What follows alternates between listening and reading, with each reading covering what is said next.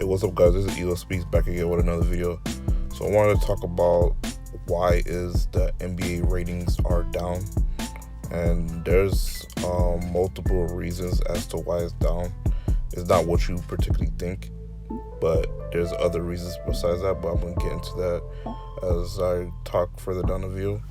The first reason why I think the NBA ratings are down is because of the super team era and how there's basically two, maybe three, at most four teams that could possibly win an NBA championship in the upcoming season. And if you're a basketball fan who are not part of those four teams that could possibly win a championship, then you're not going to be that thrilled or excited to watch basketball.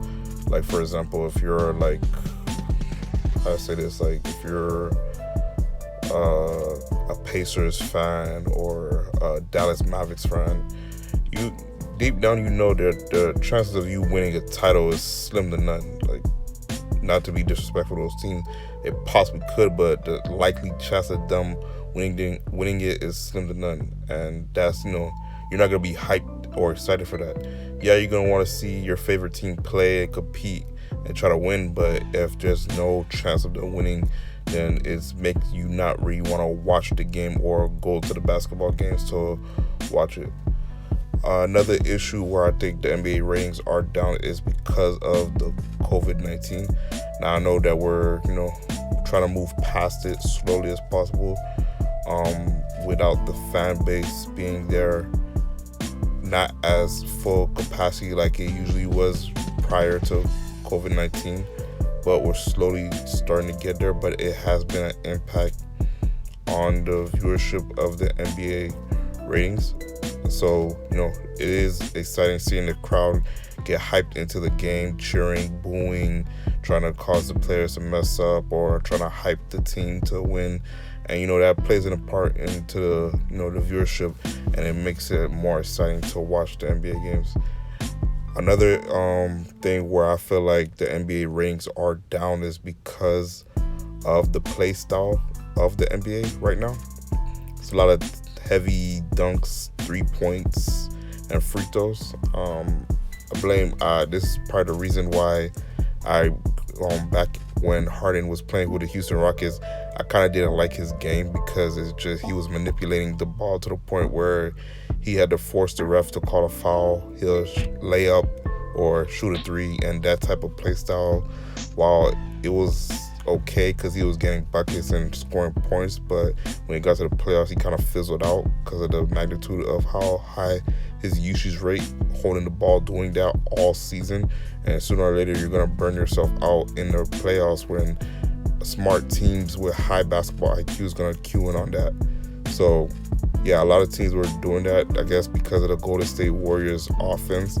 They were trying to keep up with that by shooting a certain amount of threes, layups, and a lot of face-up games. There's no more back to the baskets. The mid-range is not really particularly there like it used to. Everybody want to shoot threes, layups, or beat their man off the dribble. And because the power forward is basically stretched out, or the center is stretched out, if you beat your man to the basket, you're basically at the rack. So that's not a really appealing game to watch for many fans. So that's a part of the reason why the NBA ratings has gone down. When a few teams are doing that type of play style, it's like, okay, whatever. But when almost majority of teams are doing that, it makes it really unpleasant to watch. For me personally, I've watched only a few teams play. I watched the Brooklyn Nets, maybe sometimes the Lakers. I watched the Golden State Warriors, the Miami Heat, a little bit of the Boston Celtics. That's about it. But in terms of the other basketball teams, I particularly don't really watch other games because it's just unpleasant to watch at times. So I just don't really get into that. Another reason why I think that the NBA ratings are down is because, of course, the social, political, woke movement that's ravaging the NBA, and not just NBA, but sports in general. But for this particular topic, we're going to talk about the NBA. The BLM, the social woke justice movements, the quote unquote police brutalities, the propaganda that's going on, that's being spreaded by woke idiots like LeBron James and so on and so forth. And basically, these players are basically pretending.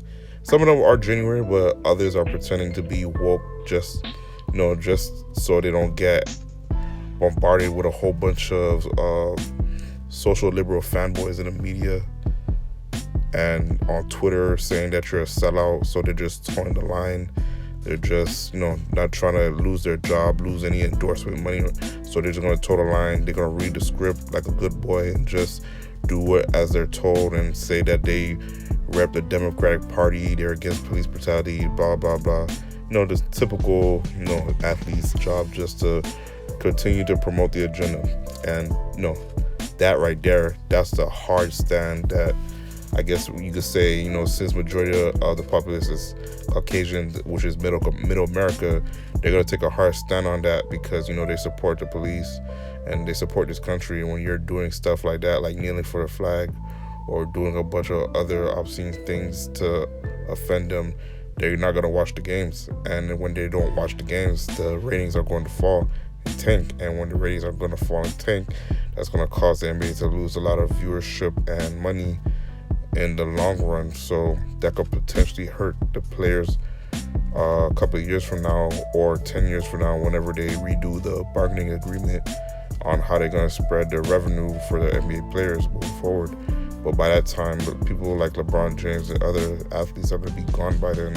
So the next generation of players are going to have to deal with those type of problems when they arise. And I'm pretty sure these players are not going to want to take a pay cut when they see that the viewership has gone down. So I think hopefully maybe they'll tone it down on the woke liberal BS, but who knows? Maybe it'll slow down. Maybe it'll get worse. If it get worse, then the ratings are going to continue to plummet and fall, and it's not going to be good for the league or sports in general. People, when it comes to political stuff like that, they do not want to see that, and I personally don't want to see that either. Not that it doesn't matter and it's not important. I just feel like there's another avenue and way for it to gain traction and be aware of it without having to stick it in your face while watching sports. So that's what I think about this situation. They're pretty sure there's probably other avenues that they could go with it, but I guess they're continuing to go with this for whatever reason because they get the most viewership, especially with the Super Bowl, the NBA Finals, and on top of that, the Olympics coming up, and hockey and stuff like that. But that's just what I think of the matter. I think they should just separate it. But those are all the things that I think that are causing the NBA ratings to fall drastically. If they were to stop a few of those things, it will make the NBA go back up because a lot of people are not watching the games. A lot of people can't go to the games anyway because of COVID and stuff like that. But a lot of people are not watching the games, and I don't even think people are really watching the highlights like that. So it's like the NBA got to make some strong decisions later in the future because if this happens, they're gonna continue to lose money, and we'll see what happens with the next bargaining agreement. But those are my thoughts and opinions on the matter. Let me know yours down in the comment section down below. Elo Speaks out.